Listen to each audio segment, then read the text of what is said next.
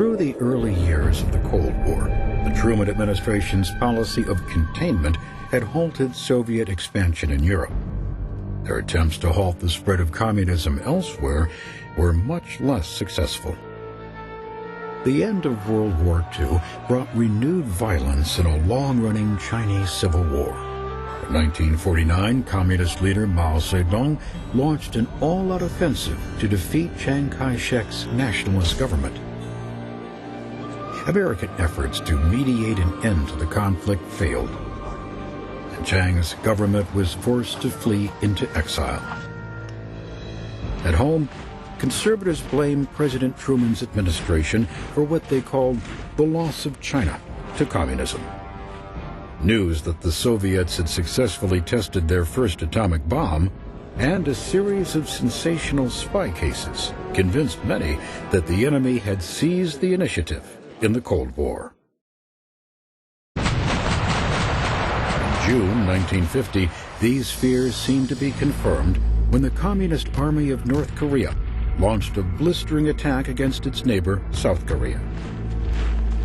Within days, they had overrun the capital of Seoul and forced the defending South Korean army into full retreat.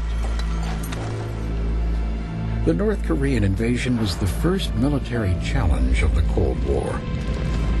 How the United States responded to the threat was critically important. Following World War II, Korea was temporarily divided at the 38th parallel and jointly occupied by the United States in the south and the Soviet Union in the north. The Soviets turned North Korea into a communist state. They installed into power a dictator named Kim Il-sung. In South Korea, the United States established a pro-Western government under Syngman Rhee, an oppressive yet fanatically anti-communist leader. Both Rhee and Kim aspired to unite Korea under their own rule, but neither the U.S. nor the Soviet Union would allow their client states to start a war. That changed in 1950. Kim finally convinced Joseph Stalin to support his invasion of South Korea. Kim would provide the troops, Stalin would supply the military hardware, and Mao Zedong, if it became necessary, would provide Chinese reinforcements. Kim promised that victory would be swift and decisive. But it would be neither. Half a world away, the North Korean invasion sparked intense debate in Washington. Was the assault ordered by the Soviets? Was this the beginning of World War III?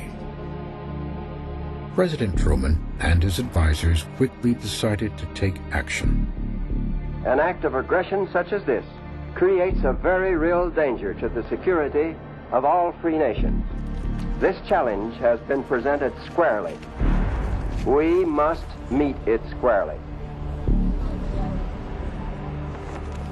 The U.S. acted through the United Nations.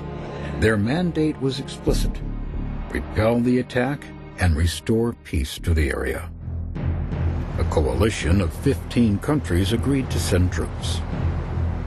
But the overwhelming majority of fighting men were American, fighting under General Douglas MacArthur to defend American interests in the region.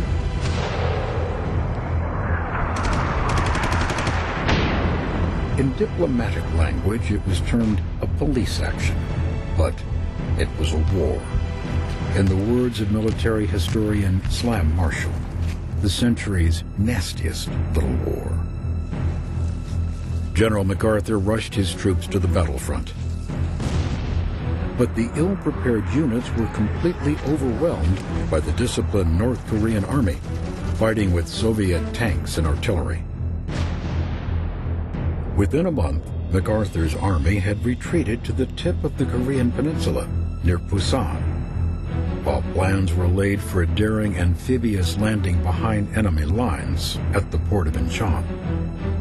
If it were successful, the North Korean army could be trapped. If it failed, UN forces might be wiped out entirely. The assault at Incheon came on September 15, 1950. It was a gauntlet. Dangerous currents, extraordinary tides, defense fortifications, and massive seawalls.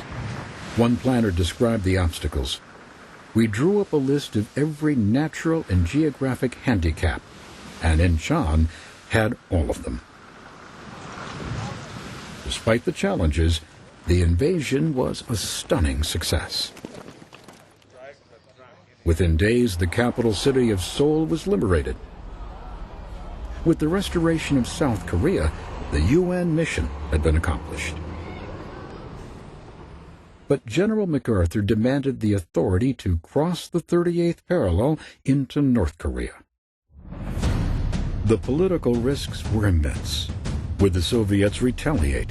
Would Communist China intervene? There were rumors that Mao's troops were already massing along the Yalu River, the border between North Korea and China. President Truman reluctantly agreed to MacArthur's appeal, but he warned his general, stay away from the Chinese border. Mr. President, MacArthur replied, if the Chinese cross the Yalu, I will make of them the greatest slaughter in the history of warfare.